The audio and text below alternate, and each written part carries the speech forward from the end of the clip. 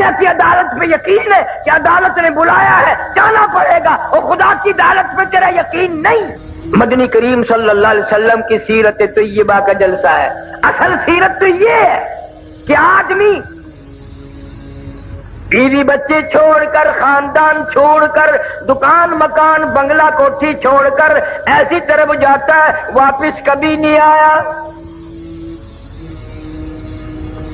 آج سردی کا موسم آ رہا ہے، رضائیوں کی تیاری ہے، گرم کپڑوں کی تیاری ہے، عورتیں بچوں کی سویٹر وغیرہ تیار کر رہی ہیں۔ گرمی آئے گی، ہوا کا کام تیار ہے، پنکھوں کی صفائی ہو رہی ہے، نئے پنکھے خریدے جائیں گے، پتلے کپڑوں کی تیاری ہے۔ اور مسلمانوں، سرگودے کے مسلمانوں، مجھے یہ بتاؤ قیامت کی خبر کی تیاری ہم کب کریں گے؟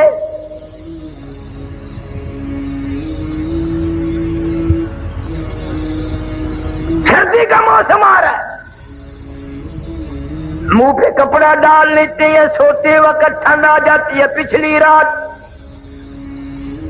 یقین ہے صبحوں کی میں یہ کھیس اتاروں گا میرا منہ کھلے گا، میں یہ کمبل اتاروں گی میرا منہ کھلے گا۔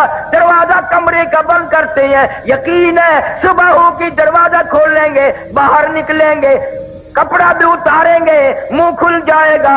اس پر کبھی یقین نہیں آیا، ایک دن کفن میں یہ منہ ایسا چھپے گا، قیامت آ جائے گی، کھلے گا نہیں، کھلے گا ہی نہیں۔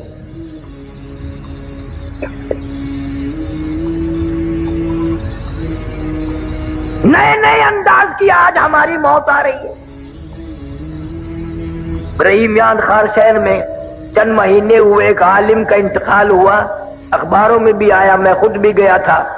مغرب کی جماعت خود کرائی مولوی صاحب نے، اور بعد میں 2 سنتیں پڑھنے لگے، پہلی رکعت کے پہلے سجدے میں ہی موت آ گئی۔ سبحان ربی الاعلی پڑھتے ہوئے موت آ گئی، وضو کے ساتھ موت آ گئی، سجدے میں موت آ گئی، اللہ کے حضور میں عاجزی کرتے کرتے موت آ گئی۔ ساری عبادات میں نماز اہم عبادت ہے، اور نماز کا مغز سجدہ ہے، سجدے میں موت آ گئی۔ اب دل تو تمہارا بھی کرتا ہے سجدے میں موت آ جائے، اور مسجد میں آتے نہیں۔ کیا حضرت اسرائیل تجھے پکڑ کے دھڑام سے مسجد میں پھینک دے گا کہ سجدے میں گرجا میں آ رہا ہوں؟ دل کرتا ہے، تیاری کوئی نہیں کرتا، یقین ہی نہیں کہ یہ دنیا بڑے بڑے چھوڑ گئے، کیا میں نہیں چھوڑوں گا؟ ہزاروں کو قبروں میں پہنچا دیا، کندھوں پہ اٹھایا، جنازے پڑے، ہزاروں کی قبروں پہ مٹی خود ڈالی، اور اپنے اوپر مٹی پڑنے کا آج تک یقین نہ آیا۔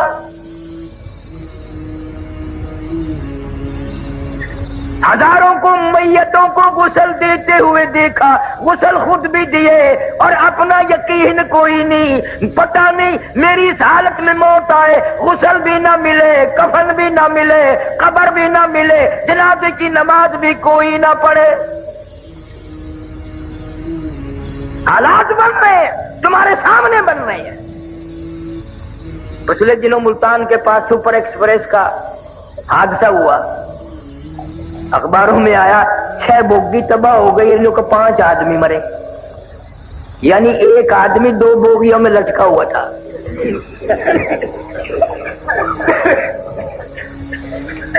6 بوگی ہے تباہ اور 5 آدمی مرے، باقیوں کا کیا کیا، کہاں گئے پتہ نہیں، دریا میں پھینکے، پتہ نہیں کہ ٹبک بلڈوزر سے کھود کے اس میں دھکا دے دیا۔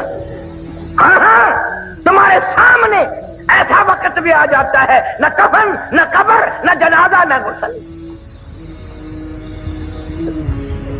تم اپنے مقدر پہ کبھی نہیں روتے، پتہ نہیں کس حال میں وقت آئے گا، کہاں آئے گا۔ مولانا کی موت تو سجدے میں آ گئی، آج کتنے لوگ ایسی جگہ مر رہے ہیں جہاں کا نام لیتے بھی شرم آتی ہے۔ ہمارے ملتان میں اخباروں میں آیا، اور میں افسر کو جانتا تھا، بہت بڑا افسر تھا ایک محکمے کا، خدا کی قسم سنا کرتا کرتا لڑکی کے اوپر ہی مر گیا، اندازہ لگا۔ شراب پیتے ہوئے لوگ مر رہے ہیں، حرام کھا کھاتے ہوئے لوگ مر رہے ہیں اور گانا بجانا کرتے ہوئے یہ تو اکثریت مر رہی ہے. افسوس کسی کو نہیں.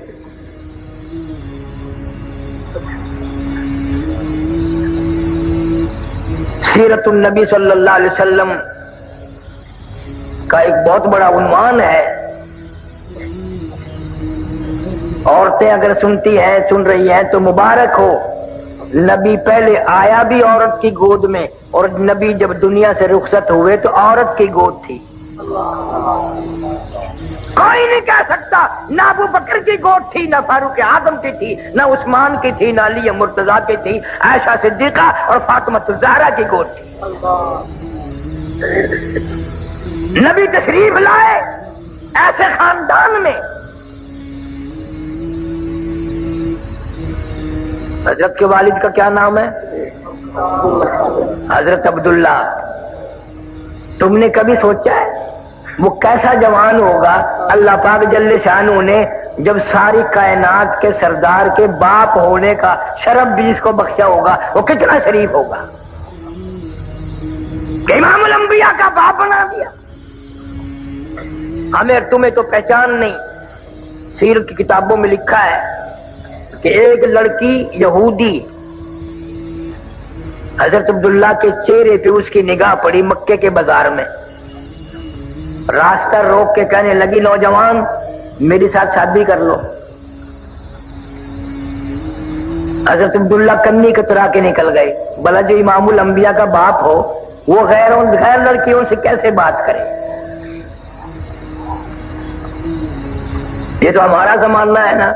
چٹی داڑھی سر ہل رہا ہے، قبر کی تیاری ہے، کالا برقع دیکھ کے ایویں ہینگنے جی میں گڈا ہینگ دیو.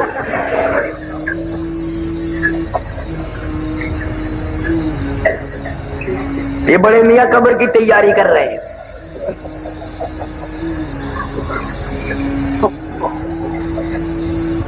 حضرت عبداللہ کے چہرے پہ لڑکی کی نگاہ پڑی. لگا میرے ساتھ شادی کر لو. کوئی جواب سوال نہ دیا، نکل گئے. سال بعد حضرت عبداللہ کو اسی لڑکی نے پھر دیکھا اور کہنے لگی نوجوان یاد ہے میں نے شادی کی فرمائش کی تھی؟ کیا یاد ہے؟ تم نے میرے متعلق یہ خیال کیا ہوگا میں کوئی بازاری عورت ہوں، بگڑی ہوئی عورت ہوں، میرا کریکٹر خراب ہے، یہی خیال کیا ہوگا نا؟ فرمایا نہیں میں نے کوئی خیال نہیں کیا. کہنے لگی میں بازاری عورت نہیں توریت کی حافظہ ہوں. میری توریت میں نبی آخر الزمان صلی اللہ علیہ وسلم کے باپ کی جو نشانیاں ہیں تیرا ماتھا ان نشانیوں کی گواہی دے رہا تھا. تیرے ماتھے میں نور نبوت چمک رہا تھا. میں چاہتی تھی میری ساتھ شادی ہو جائے، اس نبی کی ماں میں بن جاؤں. اور کہنے لگی آج میں تجھ سے شادی کے لیے نہیں کہتی. کیوں؟ کہ تیرے ماتھے میں اب نور نبوت نہیں رہا، تیری شادی ہو گئی ہے اور وہ نور نبوت تم نے کسی عورت کے پیٹ میں منتقل کر دیا. یہودی کی لڑکی نے نبی کا باپ پہچان لیا اور تم نے آج تک نبی کو نہ پہچانا. نبی کا قرآن نہ پہچانا، نبی کے اصحاب نہ پہچانے. پتہ ہی نہیں، بس جو کسی کی مرضی آئی چل رہا ہے. قرآن کا یعرفونہ کما یعرفون ابناءہم. یہودی لوگ نبی کو اس طرح پہچانتے تھے جیسے اپنے بیٹوں کو پہچانتے ہیں، لیکن جان بوجھ کر مدنی کریم صلی اللہ علیہ وسلم کی مخالفت کرتے تھے، راہ میں روڑے اٹکاتے تھے.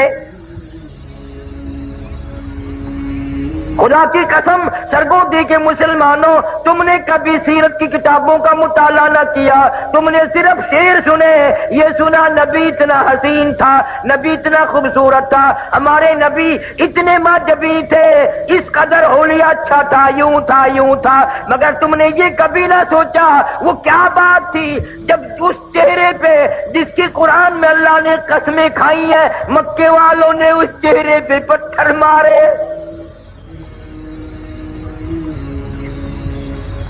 ارشاد فرماتے ہیں اشد الناس الانبیاء ثم امثل ثم امثل، او کما قال النبی صلی اللہ علیہ وسلم، حضور فرماتے ہیں 1,24,000 رسولوں، پیغمبروں، نبیوں کو جتنا اللہ کی راہ میں ستایا گیا، ان سب کے مقابلے میں مجھ اکیلے کو ستایا گیا۔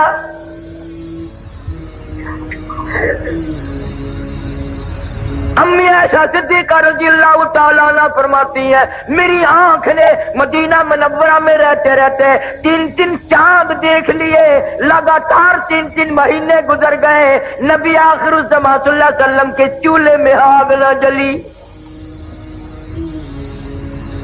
اور فرماتی ہے کتنا وقت تو ایسا گزرا، مجھے خود 24 گھنٹے میں ایک کھجور کا دانہ اور ایک پیانے کا پیالہ ملتا تھا، پانی بھی مول ملتا تھا، وہ بھی رج کے نہیں۔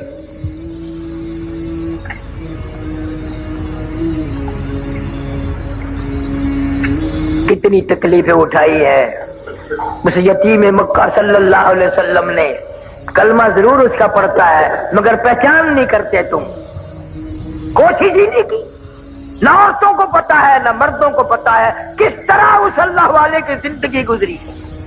میں دعا کرتا ہوں اللہ آپ سب کو حج بیت اللہ نصیب فرمائے، مدینہ منورہ کی زیارت نصیب فرمائے، گنبد خضرا کے پاس کھڑے ہو کر خدا کی قسم یہ پوچھ لینا او کالی کملی والے صلی اللہ علیہ وسلم تیرا اس قرآن پہ کلمے پہ کیا خرچ ہوا؟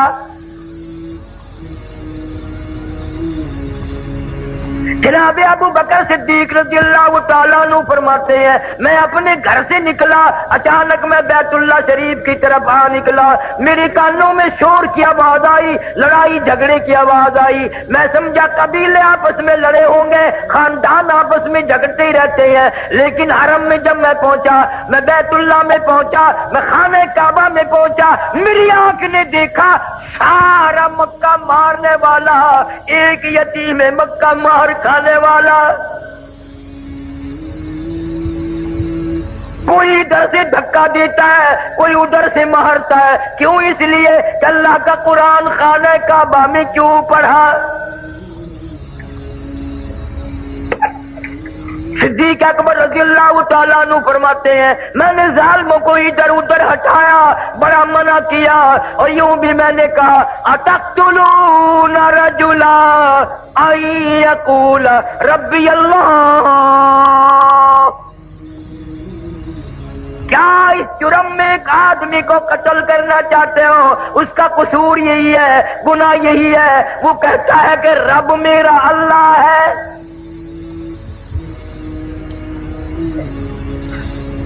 فرماتے میرے منع کرتے کرتے ادھر ادھر لوگوں کو دھکا دیتے دیتے ایک ظالم آگے بڑھا اور اس نے حضور کریم صلی اللہ علیہ وسلم کی پیارے پیارے گلے میں گردن مبارک میں کپڑا ڈال لیا، اتنے بل چڑھائے اتنے بل چڑھائے، ابو بکر فرماتے میری آنکھ نے دیکھا محمد کریم صلی اللہ علیہ وسلم کی دونوں آنکھیں باہر نکل آئی۔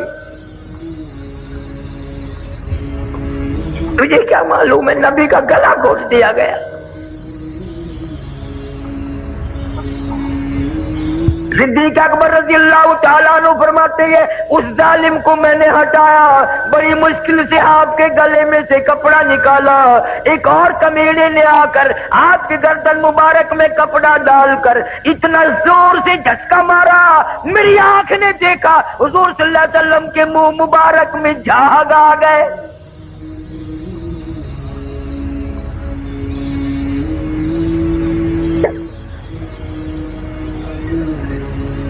ایسی سیرت کون پڑھے، کون بتائے؟ अम्मे आयशा सिद्दीका रजी अल्लाह ताला अन्हा कसम खा के फरमाती हैं 23 बरस में एक वक्त भी ऐसा नहीं जो नबी सल्लल्लाहु अलैहि वसल्लम ने पेट भर के खाना खाया हो। 23 साल।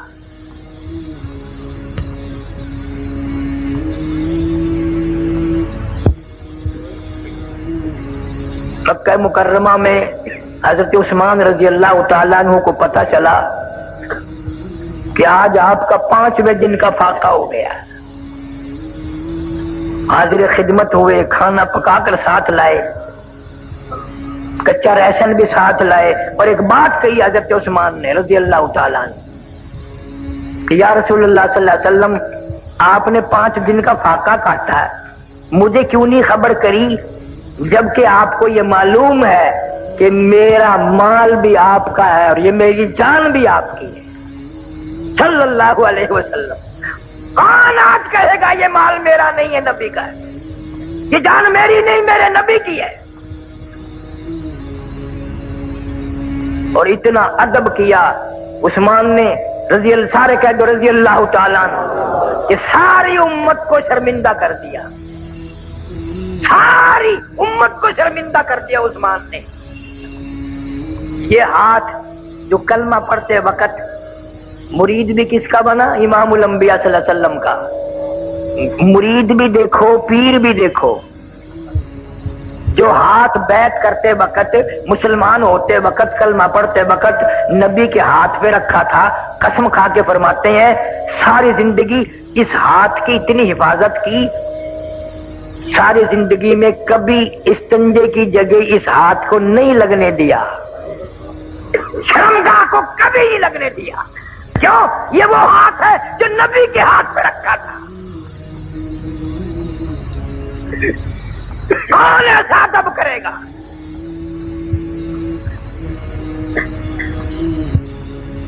नाम के हम मुसलमान हैं, काम के मुसलमान मर गए, अल्लाह वाले रुखसत हो गए। सारी जिंदगी जिन्होंने इताअत रसूल में गुजारी, हजरत जुनैद बगदादी रहमतुल्लाह अलैह के पास एक आदमी आया और साल भर रहा, और साल के बाद चला तो आखिरी मुलाकात करके कहने लगा, हजरत इसलिए आया था कि हजरत की कोई करामत देखूंगा, मुझे तो कोई करामत नहीं मालूम, मैं खाली जा रहा हूं। तो हजरत जुनैद बगदादी रहमतुल्लाह अलैह ने फरमाया कि करामत तो मेरी तने कोई देखी नहीं, ये बता कोई मेरा काम हत्ता के थूकना भी सुन्नत के खिलाफ देखा, सुन्नत के खिलाफ देखा कोई मेरा काम? कि नहीं जी। फरमाया यही तो सबसे बड़ी करामत है कि जिंदगी भर हुजूर सल्लल्लाहु अलैहि वसल्लम की गुलामी में कट जाए। आज इन बातों को करामत कौन माने? अब तो ऐसा दौर है कुर्ते से नंगा अड्डा वली, पजामे से नंगा पक्का वली।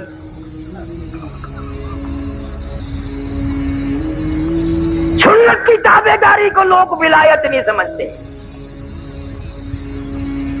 हमारे अकाबिर उलमाए देवबंद ने हद कर दी तकवे में, परहेजगारी में, इल्म में, अमल में, बर्ताव में, जिहाद में।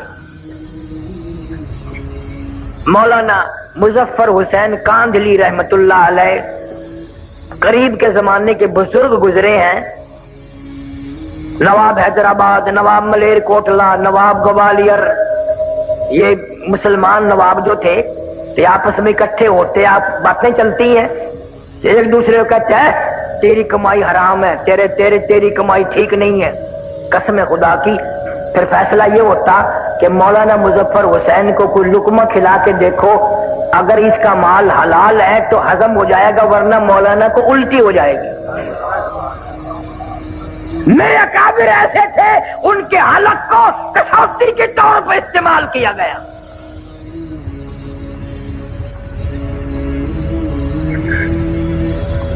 कांधले से ऊंट किया किराए पे मौलाना मुजफ्फर हुसैन कादरी रहमतुल्लाह अलैह ने दिल्ली जाने के लिए, रेल शेल नहीं थी, ऊंट किराए पे कर लिया। एक आदमी ने पूछा मौलाना कहां जाने का इरादा? कि दिल्ली जा रहा हूं भाई। यूं जेब में से रुक्का निकाला कागज का, मेरा ये कागज तो दे देना फलाने आदमी को। मौलाना फरमाने लगे ठहर जा। क्यों? कि मेरा सामान भी देख ऊंट वाला देख गया है اور میرا قد بھی اس نے دیکھ لیا ہے، اس سے اجازت مانگوں گا کہ جو سامان میں دکھا چکا ہوں اس سے ایک کاغذ زیادہ تیرے اونٹ پہ وزن رکھنے کی اجازت ہے کہ نہیں؟ ایک کاغذ رکھنے کی اجازت ہے کہ نہیں؟ آج کا مسلمان من وزن اٹھا کے لاتا ہے، لاری والا پوچھتا ہے کتنا، یہی ہے 10 کلو۔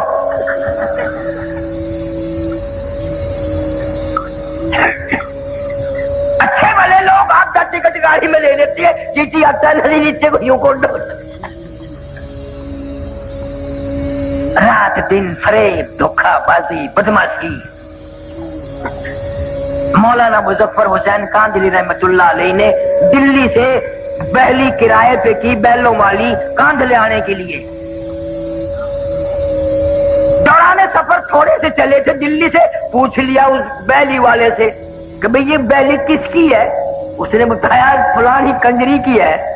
اوئے ہوئے ہوئے، مولانا نیچے اتر گئے، بھائی مجھے پیشاب کرنا ہے، اور پھر اس کے ساتھ پیدل چلتے رہے۔ میرے پیر دکھ ہیں، میں سیدھے کر رہا ہوں، ذرا کھل جائیں گے نا؟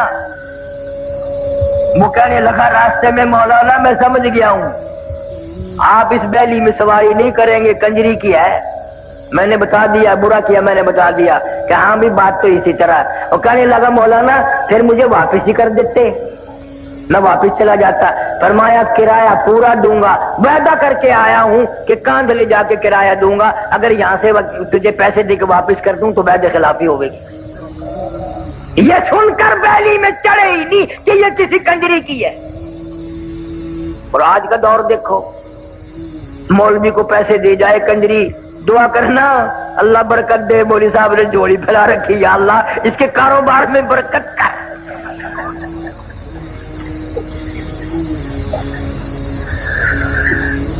کون پوچھے کہ تیرا دھندا کیا ہے؟ قبلہ وارث صاحب مرحوم میرے زندہ تھے، ملتان کے چوک بازار سے ہم گزرنے لگے، ایک آدمی نے اٹھ کر کے میری یوں بازو پکڑا، قاری حنیف ہے؟ میں نے کہا ہاں۔ کہنے لگا جمعے میں سب کے لیے دعا کرتا ہے، میرے لیے بھی دعا کر، میری دکان بالکل ختم ہو گئی ہے۔ تو مولویوں کی تو عادت ہے فوراً کہہ دیتے ہیں اللہ برکت کرے بھائی، اور میں نے یوں ہی پوچھ لیا مگر تیرا کاروبار کیا ہے؟ کہنے لگا کفن بیچتا ہوں۔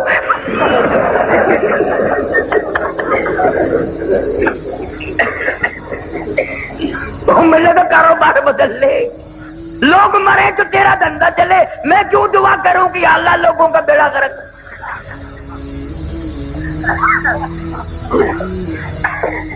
ہمارے یہاں ملتان میں ڈاکٹر سعید صاحب ہیں، زندہ ہیں، ابھی لکڑ منڈی موڑ پہ ہیں۔ انہوں نے جب کتنے سال کی بات ہوگی، پہلے جب دکان کھولنے کا پروگرام بنایا تو میرے دوست مجھے بھی لے گئے کہ جی ڈاکٹر صاحب دکان کھول لیں گے، دعا کرو۔ بوتلیں پلائی، بوندی کھلائی، پکوڑے کھلائے، اور پھر وہ شیخ ستار مجھے کہ اللہ کرے صاحب دعا کرو، اللہ کرے دکان چنگی چلے۔ میں کبھی بوتل کے پیسے لے لو، مٹر کے لے لو، میں تو دعا نہیں کرتا۔ میں لوگوں کا بیڑا کرا کو بیمار پڑے تو اس کی دکان چلے، میں کیوں دعا کرتا؟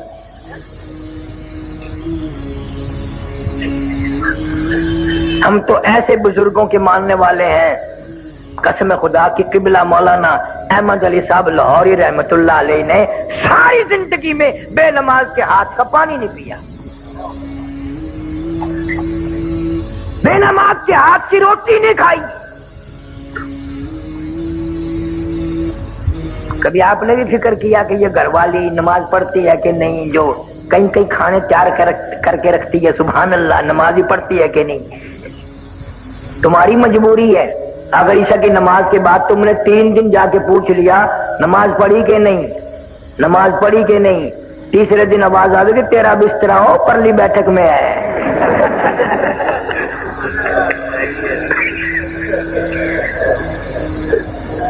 کون پوچھے؟ اب تو بلکہ ماحول ایسا بن گیا، مرد غلام ہے عورتوں کے، گھر سے نکلتا کہتا ہے میری روٹی نہ پکائیے، ہوٹل سے کھا لوں گا۔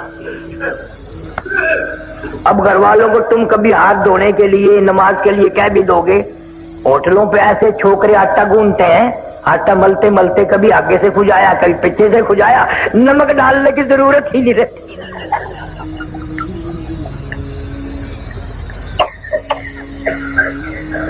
مولانا احمد علی صاحب لاہوری رحمت اللہ علیہ کا امتحان بھی ہوا، کراچی سے دریائی سمندری اسٹیمر والے جہاز میں سوار ہوئے، حج کے لیے تشریف لے جا رہے ہیں، جہاز کا عملہ نماز نہیں پڑھتا، 13 دن میں جدے جہاز جا کے لگا، لاہوری نے 13 دن کا لگاتار فاقہ کر دیا، 13 دن کا فاقہ کر دیا۔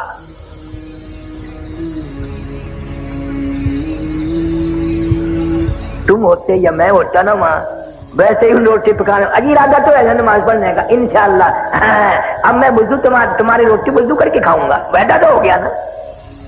کون کرے؟ میرے اکابر نے حد کر دی۔ مولانا یحییٰ علی پٹنہ کے بزرگ ہیں، شہر پٹنہ صوبہ بہار میں انگریز کی حکومت ہے، بغاوت کا کیس چلا کے مولانا یحییٰ علی پٹنہ والے کو گرفتار کر لیا، جیل میں دے دیا اور کیس چلایا، پھانسی کا حکم دے دیا۔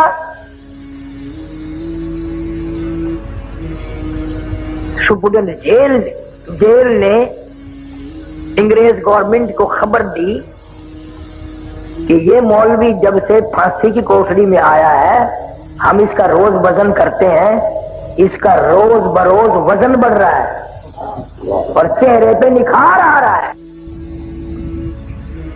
کلکتے سے ٹیلی گرام آیا بیوی بیگم کی طرف سے، میں بڑی بیمار ہوں، رانچی جیل میں ہے مولانا آزاد، بڑی بیمار ہوں، مجھے امید نہیں بچنے کی، میرا آخری وقت ہے، خدا کے لیے کسی طرح ضمانت پہ آ جاؤ، میرا منہ دیکھ جاؤ، اپنا منہ دکھا جاؤ۔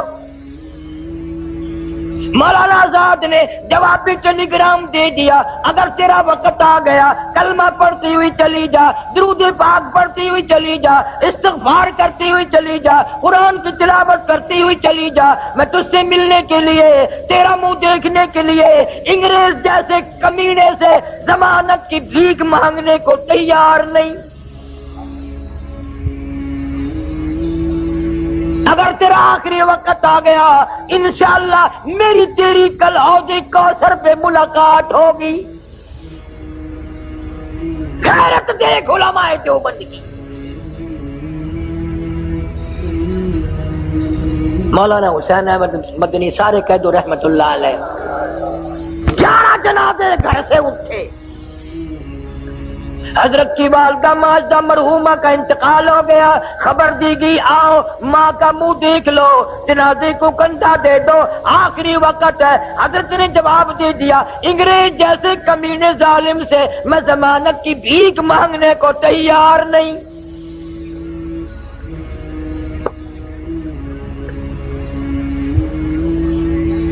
پچھلے سال، اس سال تو میں نہیں جا سکا، پچھلے سال میں لندن میں تھا، بیان کے لیے اڈمرا یونیورسٹی میں لے گئے، بڑے بڑے بادشاہوں کے لڑکے وہاں پڑھتے ہیں، تو ایک پروفیسر انگریز اردو بولتا تھا، مجھے کہنے لگا کہ قاری صاحب آپ پاکستان سے ہیں؟ میں نے کہا جی ہاں۔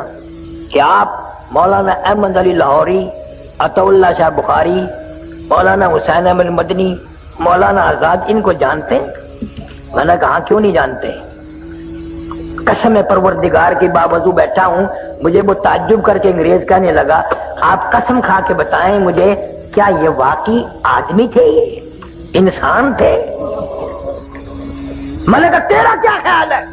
وہ کہنے لگا لندن اکیڈمی سے لے کر میں نے ان کی فائل پڑھی ہے، ملکہ وکٹوریہ کی رپورٹ پڑھی ہے، لارڈ ماؤنٹ بیٹن کی رپورٹ میں نے پڑھی ہے، میرا اندازہ یہ ہے کہ یہ آدمی نہیں تھے، یہ وہ پہاڑ تھے جن کی چوٹی کوئی سر نہیں کر سکا۔